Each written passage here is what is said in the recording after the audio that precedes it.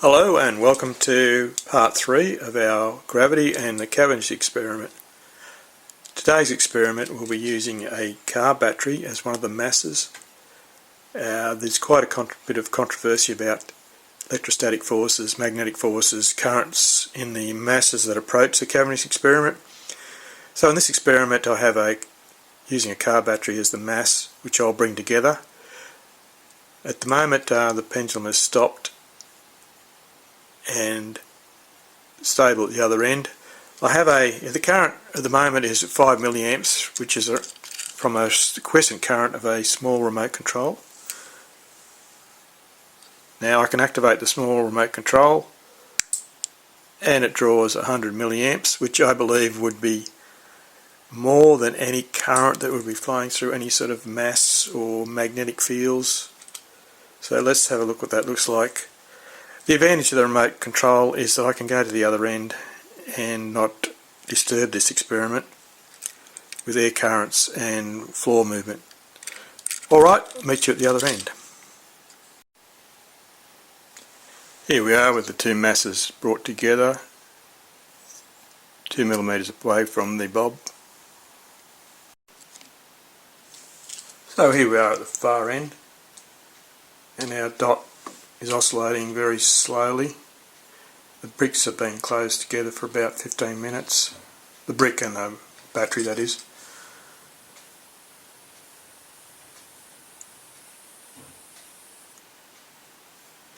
Which is this characteristic slight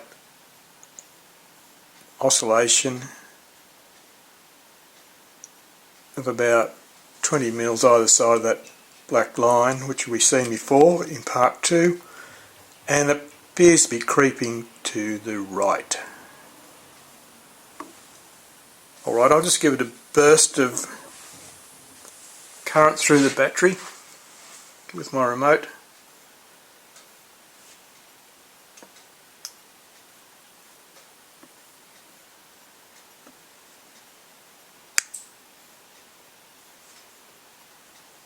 Now, observing most experiments done on the Cavendish gravity experiment, the experimenters would actually bring the mass towards the Cavendish setup for about, it looked to be about 10 seconds.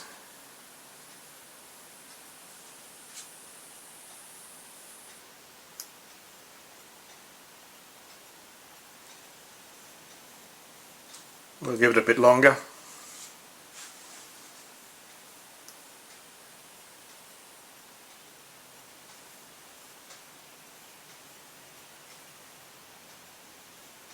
Maybe give it a minute.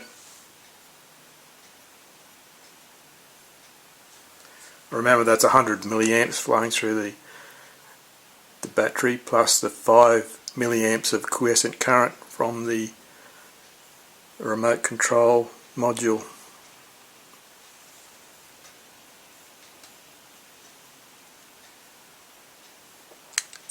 Okay, I think that's enough.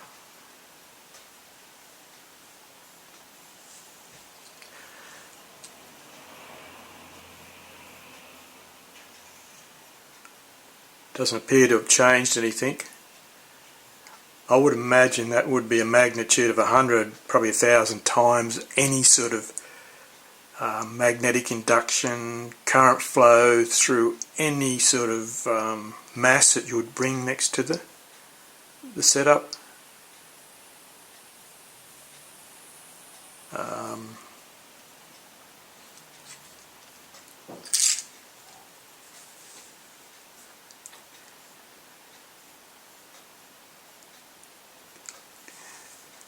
In Cavendish's day there wouldn't have been the RF floating through the air that we have today, but for goodness sake, this experiment has been repeated through just about every university for 100 years. So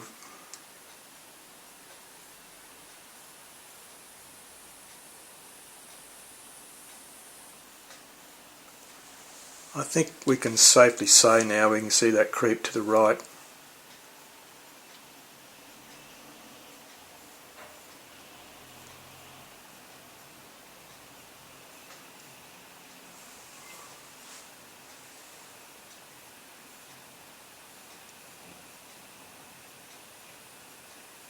Alright, I think I might go now and just move the bricks away. So stay tuned for that.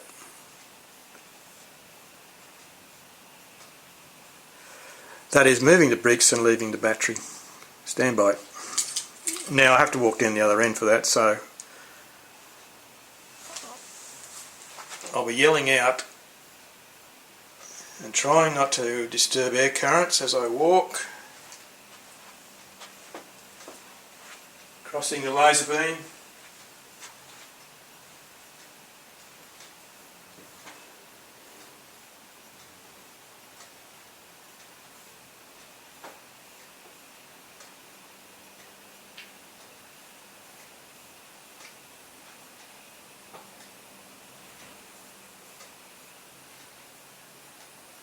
Moving the bricks away now. This is how the bulb looks with just one battery.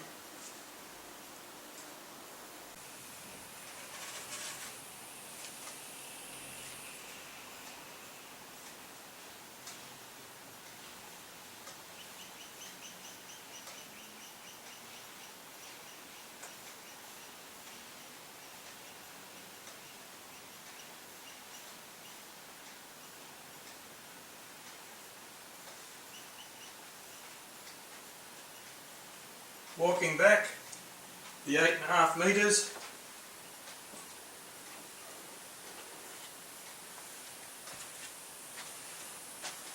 Crossing the beam. Okay, now we see our while imbalance begin.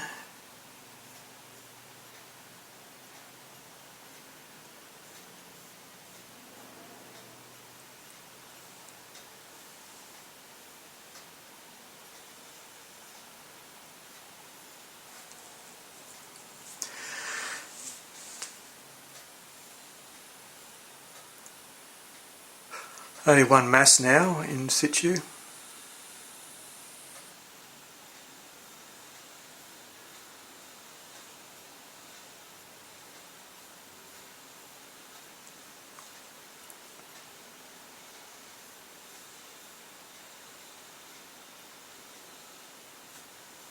Alright, I'll come back in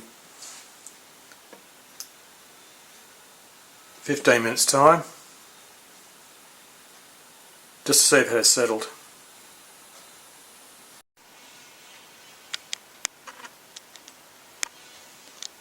Alright, in our 15 minutes and our swing as we expected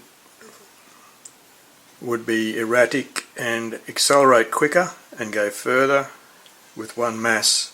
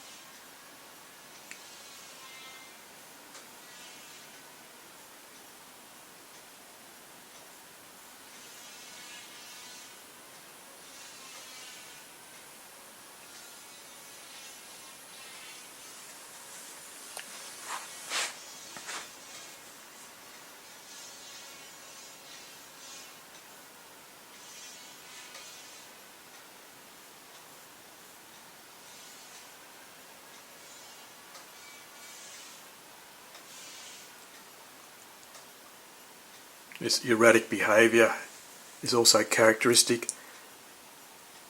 Sort of gets to a point and swings back and then swings back again, accelerates, as opposed to the steady state without when the masses are balanced or the masses aren't there.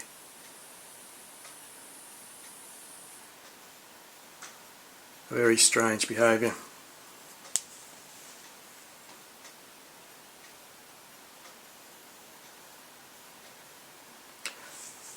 Alright, clearly the acceleration you're seeing there was, we don't see that with two masses or with no masses.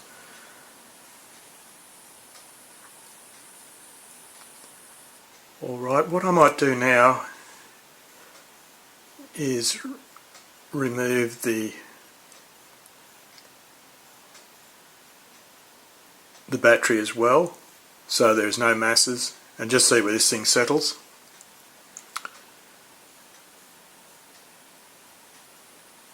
We'll see this funny stop, wants to stop, and then it says no, I want to keep going. Stop, stop. Nope, it's going back now. Another cycle. Erratic cycles are can't be explained. It's almost like something's modulating it.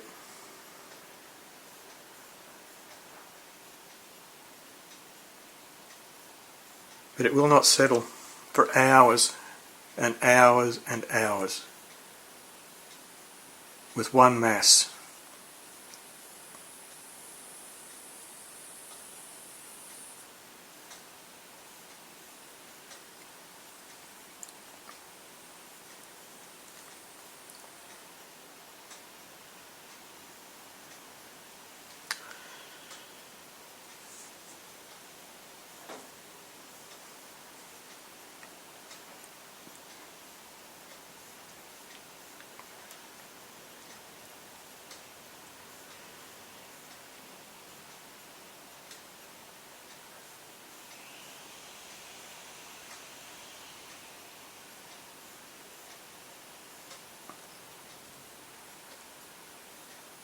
Okay, I'll now remove the battery, so it'll only be the plumb bob will be hanging. Stand by.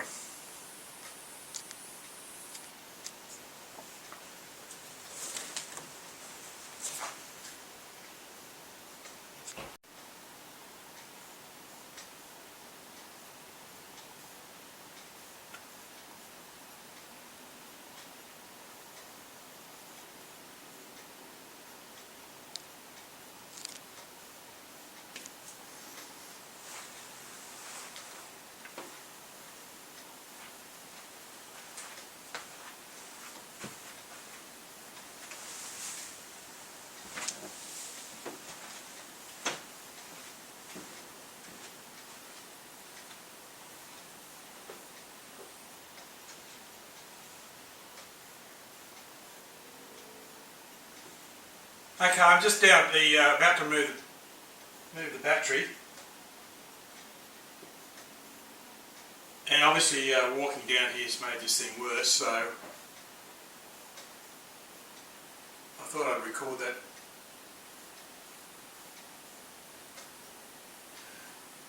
Okay, moving the battery now.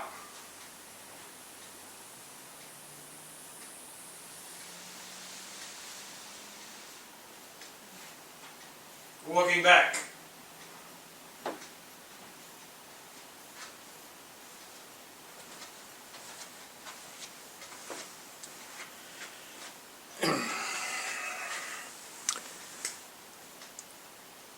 I suspect this thing will settle down pretty quick without the battery and without the other mass.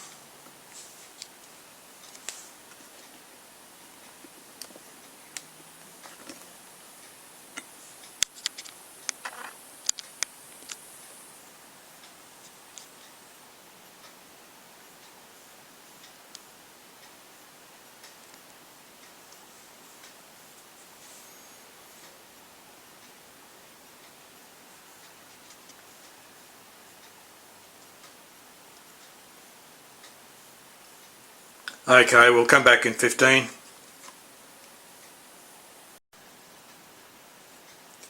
Alright, it hasn't been 15 minutes, it's only 5 minutes. This thing actually slows down, it actually comes to a stop in 5 minutes. However, it stopped at this position here. Alright, so in summary we can say that it appears that any unbalanced mass, no matter whether it's bricks or lead, will create a disturbance in the bob. However, when the bob has a mass either side of roughly the same mass, the bob becomes stable and also becomes stable with no mass. Alright, here we are. This is how the experiment ended up with the two masses equidistant apart. So in summary, I guess we can say that any mass either side of the bob, as long as it's roughly balanced in mass, doesn't seem to have an effect. However, when one mass is removed, we start to see instability. So already I think we can safely say that even with an electrical current flowing through the mass, or some sort of low residual current, or perhaps even a magnetic influence, there would be electromagnetic induction there with that current. But this is extremely amplified with a battery and a circuit, which you'd hardly see in just an inert mass. Alright, I think a little bit embarrassing for Cavendish. I think he didn't realise this, but he didn't have the technology that I have. However, that does not excuse how academic institutes like Cambridge and Oxford, those great physics institutes, and even our Australian institute, the ANU, Australian National University, this experiment would have been done to death for millions, possibly millions of times since it has been started. This experiment can be purchased online. You can actually order this experiment for private use. However, a critical fundamental of the experiment has been overlooked. Alright, thanks for watching and see you in part 4.